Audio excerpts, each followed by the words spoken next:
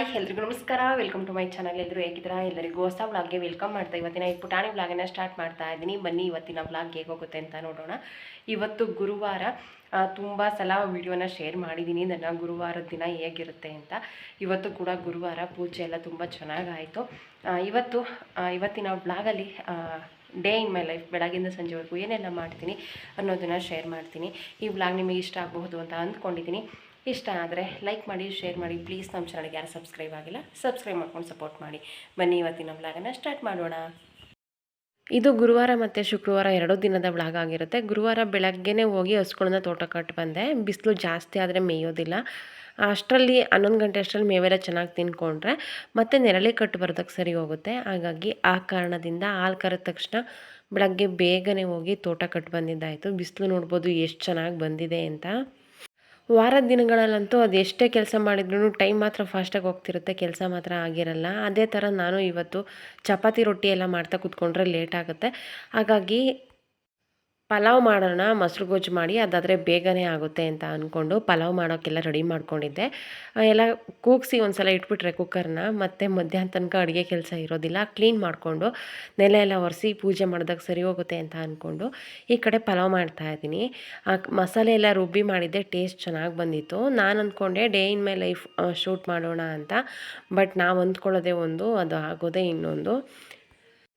ಅಮ್ಮಗೆ 2 ಡೇಸಿಂದ ಹುಷಾರಿರಲಿಲ್ಲ. ಅಂದರೆ ನಾರ್ಮಲ್ ಫೀವರ್, ವಾಮಿಟಿಂಗ್ ಆಗ್ತಾಯಿತ್ತು. ಹಾಗಾಗಿ ಹಾಸ್ಪಿಟಲ್ಗೆ ಹೋಗಿ ತೋರಿಸ್ಕೊಂಡು ಬರ್ತಾಯಿದ್ರು. ಇಲ್ಲೂ ಕೆಲಸ ಜಾಸ್ತಿ ಇದ್ದಿದ್ದ ಕಾರಣ ಹೋಗಿರಲಿಲ್ಲ. ನನಗೆ ಇಷ್ಟೊಂದು ಆಗಿದೆ ಅಂತ ಗೊತ್ತಿರಲಿಲ್ಲ. ಅಮ್ಮನಿಗೆ ಹುಷಾರಿಲ್ಲ, ಚೆನ್ನಾಗಿದ್ದಾರೆ ಅಮ್ಮ.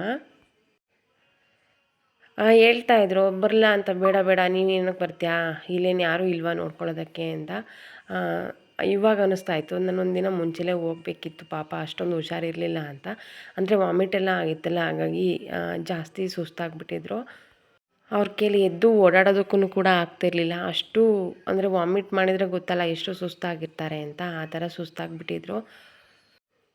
ಹಾಸ್ಪಿಟಲ್ಗೆ ಹೋಗ್ದಂಗೇನಿಲ್ಲ, 2 ದಿನವೂ ಕೂಡ ಹೋಗಿದ್ದಾರೆ. ಗ್ಲೂಕೋಸ್ ಹಾಕ್ಸ್ಕೊಂಡು ಇಂಜೆಕ್ಷನ್ ಮಾಡಿಸ್ಕೊಂಡು ಎಲ್ಲ ಬಂದಿದ್ದಾರೆ. ಫೋನ್ ಮಾಡಿದಾಗ ಚೆನ್ನಾಗಿದ್ದೀನಿ, ಈಗ ಕಡಿಮೆ ಆಗಿದೆ, ಹಾಸ್ಪಿಟಲ್ಗೆ ಹೋಗಿ ಬಂದಮೇಲೆ ಸರಿ ಇದೆ, ಇದೇ ಥರ ಹೇಳಿದರು. ಚೆನ್ನಾಗಿದ್ದೀನಿ ಅಂತಲೇ. ಏನೂ ಟೆನ್ಷನ್ ಇಲ್ಲ, ಏನೂ ತೊಂದರೆ ಇಲ್ಲ ಅಂತ ಅಂದಾಗ ನೈಟ್ ಮಲಗಿದಾಗ ಬೆಳಗ್ಗೆ ಹೇಗೆ ಬೆಳಗಾಗುತ್ತೆ ಅಂತಲೇ ಗೊತ್ತಿರಲ್ಲ. ಅಲಾರಾಮ್ ಹೊಡಿಬೇಕಾದ್ರೆ ಏನಕ್ಕಾದ್ರೂ ಅಲಾರಾಮ್ ಹೊಡೆಯುತ್ತೋ, ಇಷ್ಟು ಬೇಗ ಬೆಳಕಾಯ್ತಾ ಅಂತ ಅನ್ನಿಸ್ತಾ ಇರುತ್ತೆ. ಬಟ್ ತಲೆ ತುಂಬ ಟೆನ್ಷನ್ ಇಟ್ಕೊಂಡು, ಭಯ ಇಟ್ಕೊಂಡು ಒಂದೊಂದು ಗಂಟೆ ಕಳೆಯೋದು ಇದೆಯಲ್ಲ, ನರಕ ನೋಡ್ಕೊಂಡು ಬಂದಂಗಿರುತ್ತೆ. ನನಗೆ ಈ ವ್ಲಾಗ್ ನಿಜವಾಗ್ಲೂ ಮಾಡೋದಕ್ಕೆ ಇಷ್ಟ ಇರಲಿಲ್ಲ. ಅಂದರೆ ಇದು ಗುರುವಾರ ಶೂಟ್ ಮಾಡ್ಕೊಂಡಿರೋ ವ್ಲಾಗ್ ಆಗಿತ್ತು. ನಾನು ಊರಿಗೆ ಹೋಗಿದ್ದು ಶುಕ್ರವಾರ ಬೆಳಗ್ಗೆ.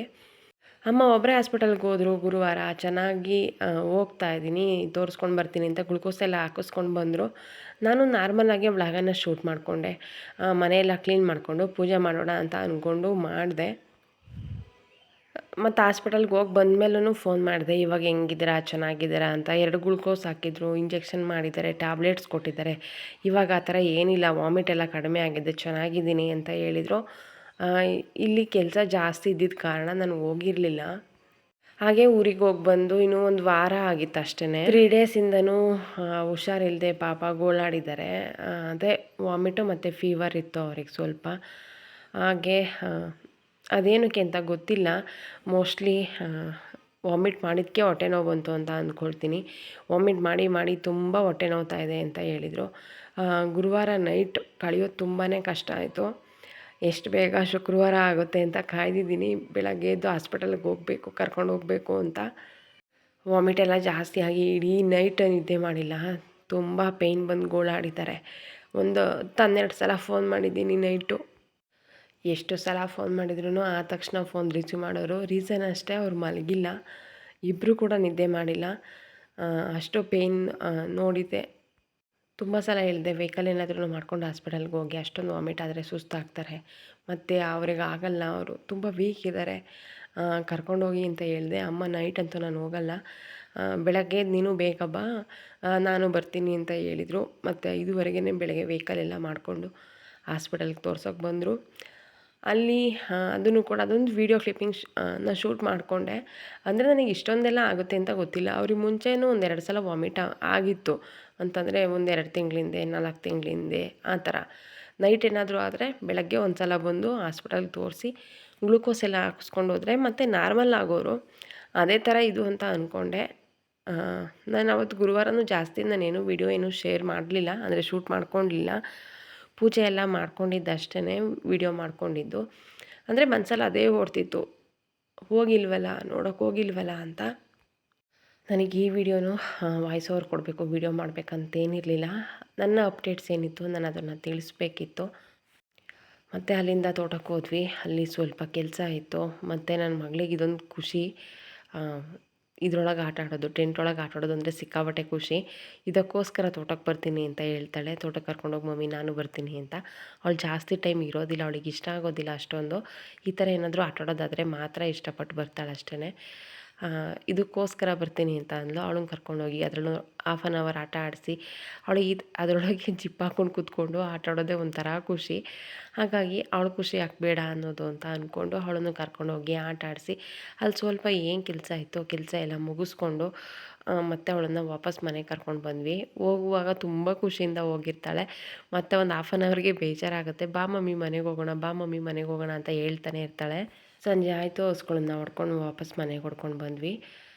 ಮತ್ತು ಬೆಳಗ್ಗೆ ಎದ್ದ ತಕ್ಷಣ 7 ಗಂಟೆ ಅಷ್ಟರಲ್ಲಿ ನಾನು ಹಾಸ್ಪಿಟಲ್ಗೆ ಹೋದೆ. ಅಮ್ಮನೂ ಕೂಡ ಬಂದಿದ್ದರು, ಗ್ಲೂಕೋಸ್ ಹಾಕಿದ್ರು.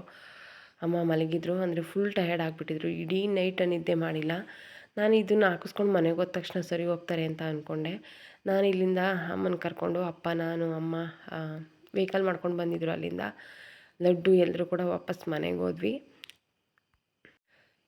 ಅಂದರೆ ನಂಗೆ ಅದು ಜಾಸ್ತಿ ಆಗುತ್ತೆ ಅಂತ ಗೊತ್ತಿರಲಿಲ್ಲ. ನಾನು ಹಂಗಾಗಿ ಅದನ್ನು ವೀಡಿಯೋ ಕ್ಲಿಪ್ಪಿಂಗ್ ತೊಗೊಂಡಿದ್ದೆ. ಲಡ್ಡುನೂ ಕೂಡ ಅಲ್ಲೇ ಹಾಸ್ಪಿಟಲಲ್ಲಿ ವೆಯ್ಟ್ ಮಾಡ್ತಾಯಿದ್ಲು ಗ್ಲೂಕೋಸ್ ಹೋಗೋ ತನಕ. ನನಗೆ ಈ ಥರ ಎಲ್ಲ ಹುಷಾರಿಲ್ಲದೆ ಇರೋದನ್ನೆಲ್ಲ ವೀಡಿಯೋ ಮಾಡಿಕೊಂಡು ಅದನ್ನು ಹಾಕಿ ನನಗೆ ಅದರಿಂದ ವ್ಯೂಸ್ ತೊಗೊಳ್ಬೇಕಂತ ಏನಿಲ್ಲ.